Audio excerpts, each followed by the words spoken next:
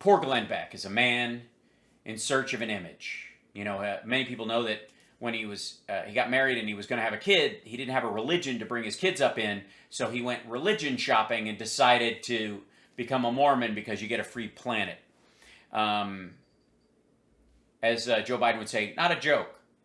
And, I mean, the concept is a joke, but that's really what Glenn Beck did. And he and Mark Levin have the same, oh my God, here comes Marxism thing. And again, their big example are people like Patrisse Cullors and the BLM movement, who are trained Marxists. Look, I'm doing my Don Jr. Easter bunnies. They're trained Marxists who bought $2 million in real estate, or Jimmy Dore, who is a avowed Marxist and bought $2 million in real estate. I guess I don't know why these guys don't get along with Marxists more, considering that it's like there's a Marxist real estate empire that's waiting to be had. Anyways, this is the left's favorite new buzzword, which, guys, I don't know if you know this, but we don't. I didn't know we had a favorite new buzzword, but we're about to find out what it is. It's going to be yours. It's probably mine already, but it is the key to Marxism. Okay? Here we go. We obviously can't be violent. Look at the damage. Whoa, hold on. Wait. We obviously can't be violent. Look at the damage that has been done to the Republican movement, and we just January 6th just handed them everything they wanted. Mm-hmm. Yeah, well, yeah, no, I didn't want an attack on our democracy.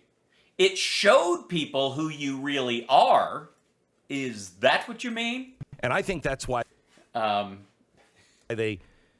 why they didn't prepare for January 6th. As Nunes. Yeah, that's what it was. We were like, you know what? We're going to take a Susan Sarandon approach.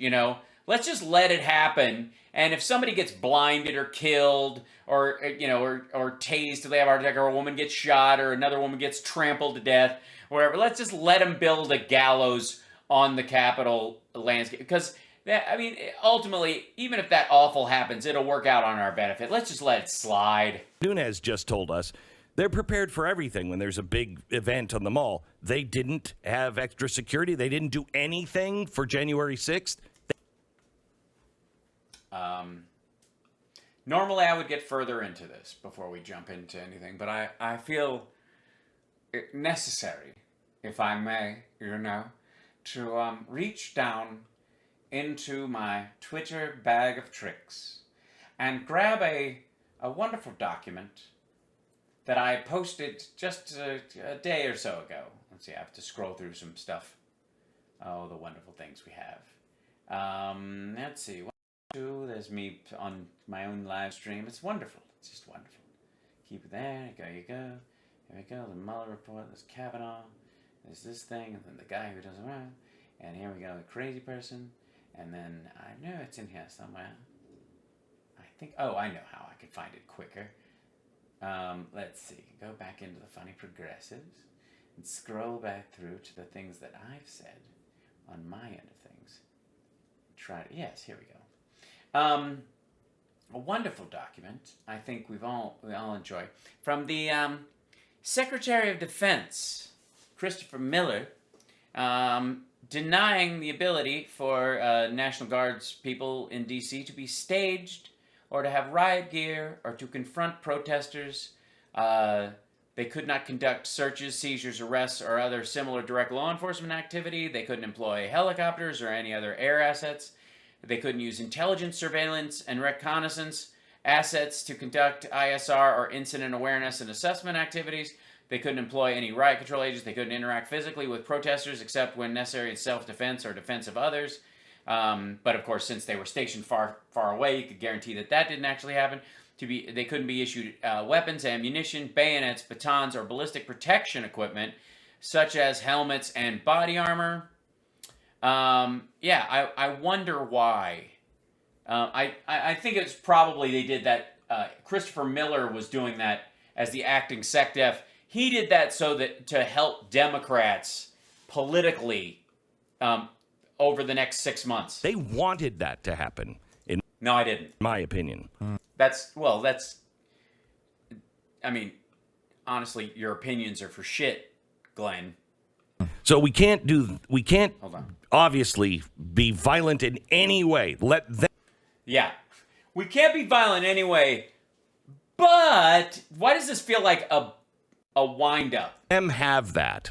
But I want to go But I want to go. a step further. You want to go a step further than violence. Last night in my Wednesday night special, I talked about the word Your Wednesday night special? praxis. You talked about the word praxis. Have you ever heard of the word praxis? No. Now. Okay. You'll hear it if you hang out with communists. Oh, okay. I didn't realize every Wednesday Glenn Beck hangs out with communists. Okay. Marxists. Praxis, Marxist? Is Marxism a form of praxism, or is praxism a form of Marxism? Praxis is actually an old concept from Aristotle. It came up, 2,300 years ago. So pre-Marx, I would guess. And it is the idea that Mr. Producer? action forms the basis of politics. Not thought, not legislation, but action. Okay? And it was revised. Did Aristotle spray paint it using a stencil on the wall? Was he like this is early Banksy? I don't know. In the 19th Why is there a weird Pinocchio kind of silhouette behind it? Century by a snake oil salesman named An old snake oil salesman. Karl Marx. And praxis is actually the entire basis for his philosophy. Critical race theory have used Marxism to justify their own practice. The ends justify the means. We Their own practice or praxis? have to take action now. Okay, how many times have you heard that? Well, I heard it on January 6th a lot, if that's what you mean. I heard Trump say shit like that at every one of his rallies since. We have to take action now. When Joe Biden was talking about sending people door to door, what did that remind you? When he said, It reminded me of Girl Scouts selling cookies. we're going to send people, we got people that are going to go door to door and ask about, have you been vaccinated? That It reminded me of the census. sound like to any. Sounded like when people go to flood zones and remind people that that make sure that they have they're prepared with a dinghy on their roof. Anybody. Maybe it was just me. Just you, asshole. I thought it sounded like community organizing. What? And again, what is wrong with community organizing? Oh, it has the word commune in it. Therefore, community, communism, kind of like Social Security, socialism. Even though it's not socialism, it's a social. See what I mean?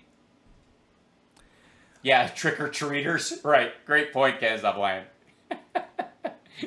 What? Yeah, those commies in their little plastic masks. I remember when I was a young communist with a little paper bag and a mask that like built up the heat on your face, and by the end of the night it was like sweaty and full of snot when you were 7. Remember when we used to make fun of community organizers? Yeah, they're going door to door and they're going to get things done. And we mocked that a community organizer was in charge of our country under Barack. Yes, and and you seemed like lunatics, and you made a mockery of yourself standing in front of a giant chalkboard. Obama. Well, he's still really running the country. Is he? I thought Hillary's people were running him, and therefore Hillary's running the country. The guy. He's the power behind the Biden administration and the minds behind the Biden administration. Both of them? And we have become community organizers.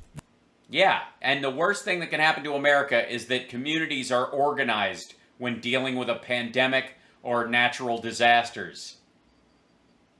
I'm having a hard time understanding where the paranoia is coming from, but I'm sure it's justified, and we'll find out in just a moment. That is praxis.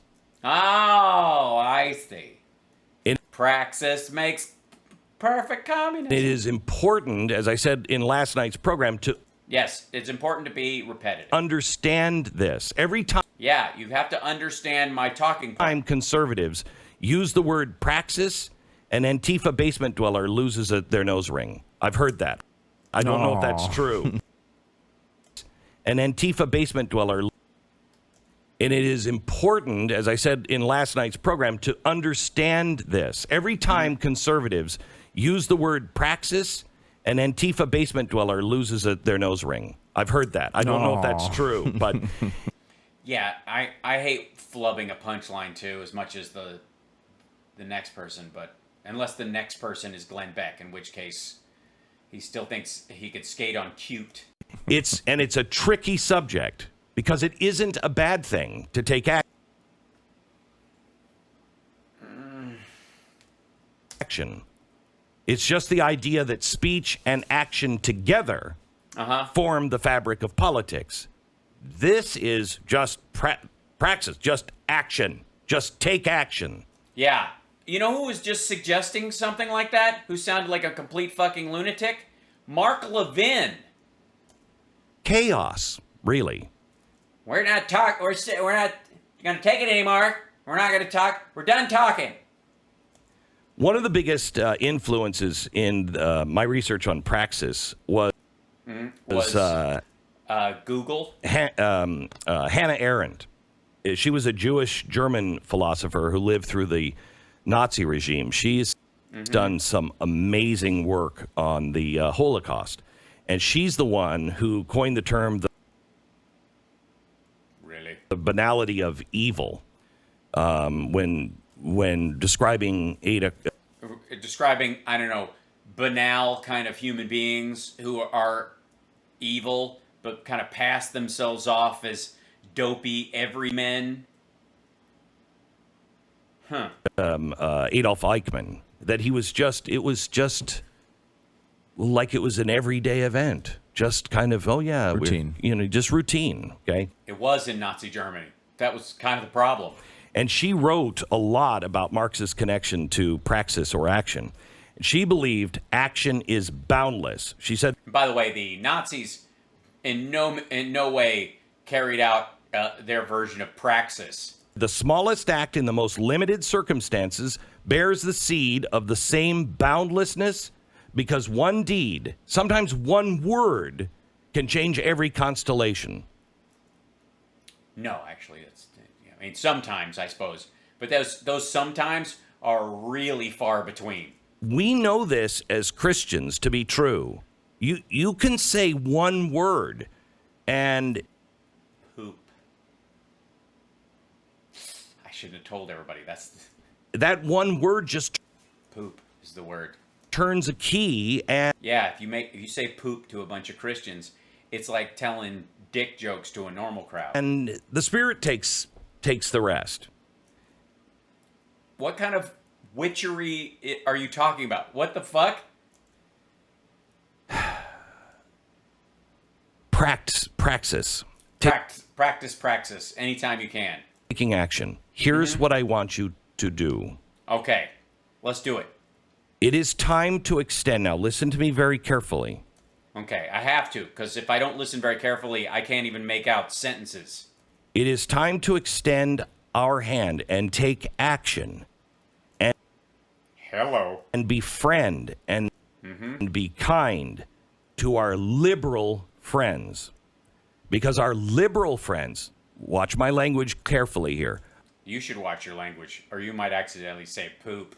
Our liberal friends are under attack, and our liberal friends are beginning to realize, I think I might be in with the wrong group. Well, it depends on how liberal your Friday night is. But they have no place to go, all right? Because... I got no place else to go. Yes, they do. You can come here. Liberal friends. I am liberal myself. We are liberals together. I've never hated the word. I never was trained by Republicans to hate the word. And now this asshole's trying to rehab it for us?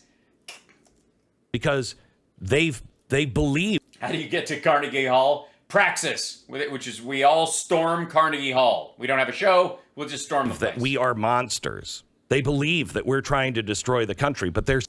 No. I believe that there are like right-wing lunatics within the January 6th crowd that are trying to destroy the country. I think you're trying to profit off of those kind of people. I think you want this back and forth, this fighting to go on forever because you make a living off of it. They're seeing that liberal Hype train. Come on, we got a level 1 hype train. We can make that happen. We can do that. We can get it. We can do that. We can have a level 1 hype train. We can do that. It's not impossible. Just saying, for the record. are not liberals anymore. Some liberals are playing along, and it may look like they're part of the mob, but they aren't. I think they're scared, and you can see it everywhere. Look at Bill Maher. He is certainly not a conservative. He's a liberal. And what has he been saying lately? He is disgusted by the leftists. And we have to now understand the difference between a liberal and a leftist. Right. Yeah, that distinction's existed for a long time. But the problem is, Glenn, that you have been trying to make liberals into leftists for so long, you are stuck with your own lies being the cause of everyone's problems. We have to get it down. It's got to be something that get it down. Get it on. Get it funky. You can spot clearly. Maybe if we all wore a big L. Might seem no, leftist and liberal start with the same letter. Son of a bitch. Obvious. But it's something we need to be very, very clear about. We cannot lump liberals in with leftists anymore. There's too much at stake. And do not lump liberals in with leftists. No, la la la la la la. Like liberty-loving liberals don't want to be lumped in with leftists. Hold on. Yeah, go ahead. You were saying? And when we do, we box those allies, the people who don't want communism, don't want authoritarianism, don't want America to become the new China. Those people are trapped because they're afraid to say anything because they know what happens because they've watched it firsthand when their group of quote unquote friends and allies become a mob and destroy. Yeah, I have to say, can I say for the record, and maybe this is because you guys know me and my audience pays attention, and I do long-form stuff, so it's harder to be clipped out of context unless maybe my clips at some point will be used on Hannity's show, and he'll do his best to cut stuff out of context. But I've said some stuff that you could arguably say is an affront to the hyper-left, radical, progressive side of the movement, and I call out that bullshit. Pretty easily. I've never felt like I can't speak openly about stuff, and even in moments where it becomes a question of jargon, where I'm speaking in a way that people aren't used to hearing the subject discussed because we're used to kind of autopiloting on certain types of jargon, and if you don't use the jargon, there's some folks that might not think that you're on the team because you're not using the phrases that they're used to hearing about stuff. And if you don't or won't use that phraseology because you think it's either limited or it doesn't work or it's counterintuitive or it actually will long-term hurt, the very things that they're talking about, temporarily some folks can get pissed at you. And, I'm frozen. It's probably the page I opened. Yeah, hold on. Sorry. I that's what happens when I open stuff up. It's aggravating. All right, I'll close that. I won't. I was gonna bring something up, but I won't do it. But I always find a way of, because I mean well, and because my heart's in the right place, and I'm capable as a communicator of rearranging my thoughts and words in a way that can communicate the same idea to multiple different crowds who can hear it a certain way. It's like, it's like speaking a foreign language. If you're trying to tell someone I love you and you don't speak their actual language, they may not understand that you love them. So you have to figure out how to say it in their language. Occasionally, I suppose there are languages where the English version of I love you might sound like an insult in their language if it's heard wrong. And therefore you have to be aware of that. But that doesn't mean your intent doesn't matter. And so you can fix it. You can go, all right, what I'm trying to say is this. And then if they ultimately say, no, I don't care if your intent doesn't matter, or I'm going to take this one thing and I'm going to cancel you based on that, which is the big fear that they try to stoke in everybody's belief about liberals and progressives in particular, if they attempt to do that, fuck those people. Who cares? There always ends up being a quote-unquote backlash from that shit anyways. And it never results in anybody going away for any length of time. It just doesn't. I like this part, like, what I'm saying is, Glenn Beck, I don't need you as a friend. I wouldn't trust you to be a friend anyways. What kind of an asshole liberal would go, yeah, you know what? Glenn Beck's being nice to me, finally. Destroy people's lives. Mm-hmm. We have to think the difference between leftist and liberals. The left... Yeah. Now? This is so aggravating. Seriously. They've spent all their time making every liberal into a Marxist for fucking 3 decades now, if not longer, but him in particular. And all of a sudden, they're like, oh, shit. Leftist is Antifa, Black Lives Matter, critical race theory. Any sort of Marxist ideology is leftist. It is not liberal. Right. Leftists are anti-capitalism and socially radical. Leftists use, actually, liberal as an insult, as a nasty word. They're tired of all the liberal. Yeah, and that's where, quite frankly, Glenn, I'm glad you're bringing this up, because that's one area where you can bond with the leftists. Because you've been using the word liberal as an insult for 2 fucking decades, you creep. But the average liberal, your neighbor friend, Your neighbor friend. I have lots of neighbor friends. don't understand that yet. Maybe some of them are starting to wake up. If you read through critical race theory... Here's what I want to know. Why do you have a black light in your studio? I mean, it's not good for skin tone. You'll quickly see that leftists are focused on liberals, not conservatives. Oh, kind of like the way you guys always attack rhinos? Critical race theorists have already written off conservatives. That's beyond saying. But they realize they need to get liberals in order to achieve their activism, to appease their gods. They need praxis from those liberals. But then you need praxis from the January 6th people. That's what you called for. It's the same relationship you see with parasites and hosts. Yeah, it's exactly that. Especially when let's say two parasites, one who's dressed all in black and has cans of soup in his backpack, and then another one who looks like he's auditioning to be the new bass player in a Creed cover band where everyone tries to look like Colonel Sanders. It's like parasites and hosts in that way. A parasite, leftists need a host, liberals, to survive. That is all that Joe Biden is. He's a host. Well, he's not a very good host, then, That I the guess. parasites have infected. They needed him to make everybody, all the liberals, go, well, he's better than Donald Trump. And you know what? Joe Biden, he's crazy. He says crazy things, but he's not going to destroy America.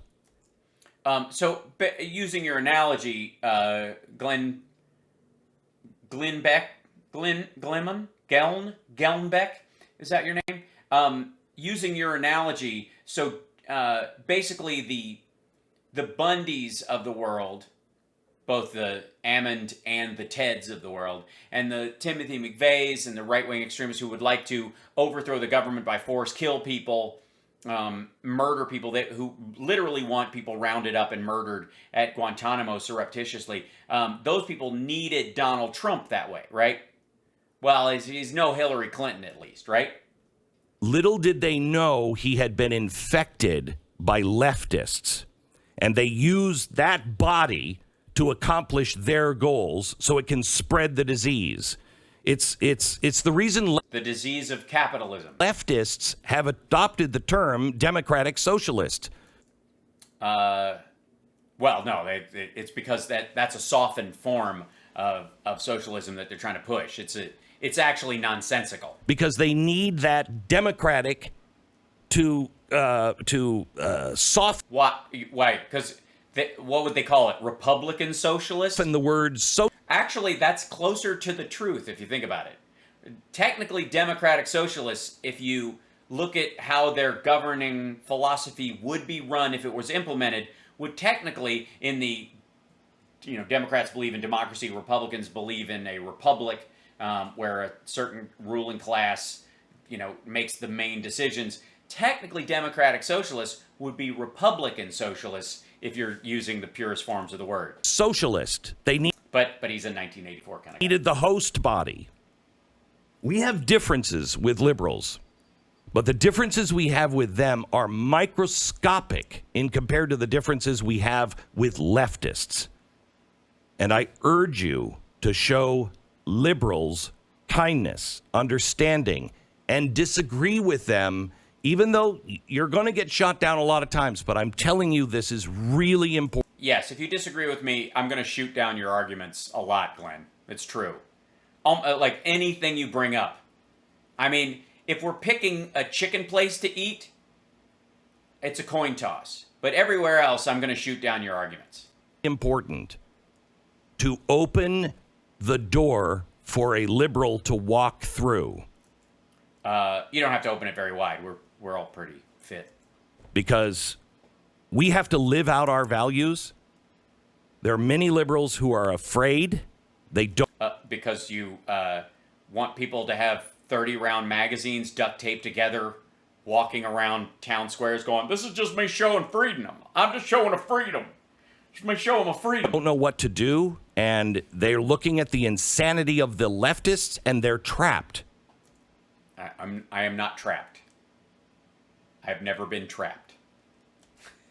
It's not a new idea, not for conservatives. You don't have any new ideas, Glenn. Certainly not for me. You have 3 old ideas, and they just rotate in your head like a lazy Susan. It's not something we haven't been doing for years in Which is my nickname for him, by the way. various ways. It's something that I've encouraged for years now, but we need to double our efforts and try harder. Bullshit! What the hell? Encouraging for years? To let liberals know you have an ally in us. Oh, fuck off, you have not. And the way I would like to express this, and I talked to this asshole backstage at Politica on, fucking, what, was it 4 or 5 years ago now? Bullshit. I've said it for a long time now. But I believe this is the secret. 2 things.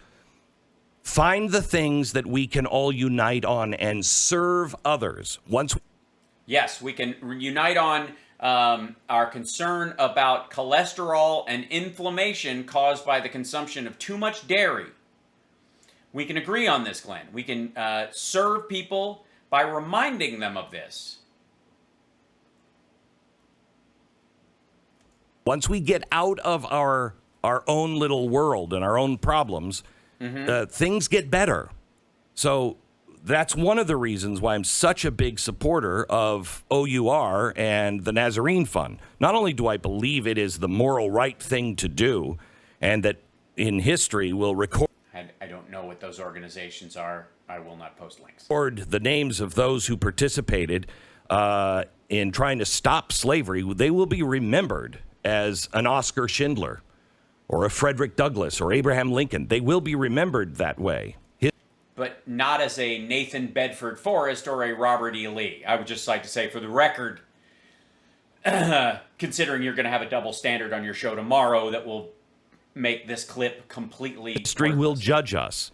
But also because it's the one thing. Look, if you can't agree that slavery is wrong and slavery should be stopped and do something, even a little thing about. Yeah, every little thing we can do to stop slavery, kids.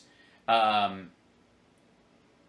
And I would like to say to my viewers, don't have a slave unless you're, that's a fetish thing and the other person is completely consenting, and then that's not even really the kind of slavery we're talking about. But about slavery together, no matter what we disagree on, if we can't work together on that, I know who you are. Okay, I just know who you are. You won't stop slavery.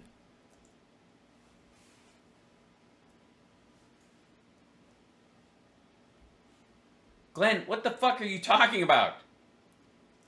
Same thing with the Bill of Rights. Yes. I tell you what. When are they going to be done with the Bill of Rights? We should sign that any time now. Right after I'm done fighting the Civil War, I will sign the Bill of Rights. Give me 9. Give me 8. 6. 3. Of the top 10 for the Bill of Rights. Give them to me. If you disagree with those... 9 of the top 10? Well, then you're probably a leftist, not a liberal. This is not a matter of the enemy of my enemy is my friend. It isn't? Liberals are not our enemy. In a technical sense of the word, anyone who believes in America believes in liberalism. It's just a matter of making... Is everybody just cribbing from my show now? Seriously. Is everybody just recognizing that my show is growing because while I will poke and prod human beings, I will only really put a big wet foot down on the violent extremists, but everybody else, I'll poke fun at them and roast them, but I welcome every kind of human I come across. That politeness and caring, and the fact that I've never been on board with punch a Nazi or any of that bullshit, which would also make me against anything that happened on January 6th, or the looting or burning of especially black-owned businesses during the riots last year. Like the fact that, was I not on this goddamn bus a long time ago, and suddenly this asshole is coming around to... Making sure that people who could be our allies and are our allies, not on policies, but on many of the principles, they're our fellow Americans. No, I can't be your ally, Glenn, because I don't trust you. At all. There is no reason to trust Glenn Beck is genuine in this at all. This is yet another flip by Glenn in an attempt to garner audience or have some sort of, cred somehow, either on the air or amongst an organization that he hangs out with. Either in the Mormon church, somebody told him something that they were like, dude, stop being a prick. Stop shitting on Mitt Romney. Straighten up. We've got an image to protect here, and we've got a decency quota that we're trying to push, and you're fucking up the whole thing. I mean, why would anybody trust Glenn Beck as an ally? And the most important thing we can do for this audience is just keep doing what you've done. Keep being yourself, but double your efforts and try to be a peacemaker. It will make a difference. Jesus Christ. Try to be a peacemaker. And then look at this. Will we ever see justice in the FBI Trump-Russia investigation? I want indictments. Rand Paul explains Fauci's lies. These are the 2 suggested videos that Glenn Beck put on his own fucking clips. Glenn, stop showing your ass. If this is the new turn, then remind your staff when they're posting these videos and choose different videos to post afterwards. Like, put a link to the Mormon church and how people should become Mormons if they want to be productive, lovely Christian members of society. That's what you're pushing. Because you can't sell this pitch and then follow it up with a, but boom, fuck yeah, we need people locked up. Fauci gets busted by Rand Paul. Good Lord.